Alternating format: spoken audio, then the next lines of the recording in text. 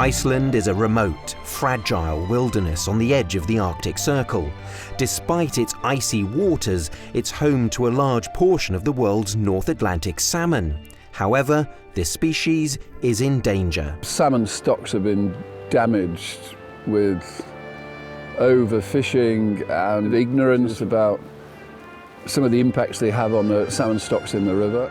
Through his passion for salmon fishing, Jim Ratcliffe has invested heavily in the region to help expand the salmon's natural breeding grounds. This is achieved through the construction of salmon ladders next to previously impassable waterfalls. Up to now, it's been impossible to fish to go up the river. This waterfall here has been the end point for the salmon up till hopefully next spring, when we will have water in this ladder and the fish can travel 4.5 kilometers upriver.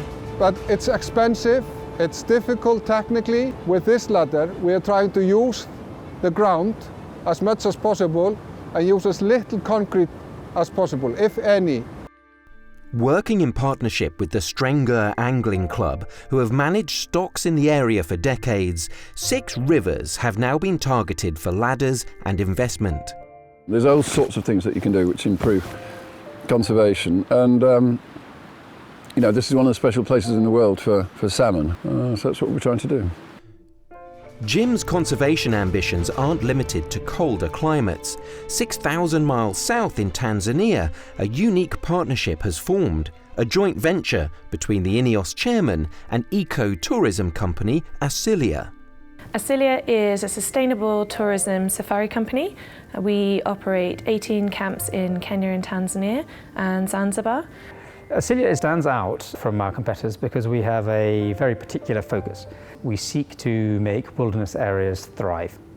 This is quite a unique thing. Most people do not do that because they see it as a long haul, they see it as risky, and as a result don't touch it. So Jim Ratcliffe has a strong interest in Africa, and he became interested, I believe, in the south of Tanzania as an area.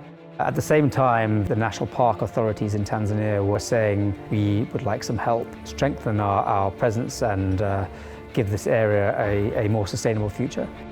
Jim is really excited about the idea of developing these areas, making them better known, bringing more tourism and help create a more sustainable future for these national parks and the people around them.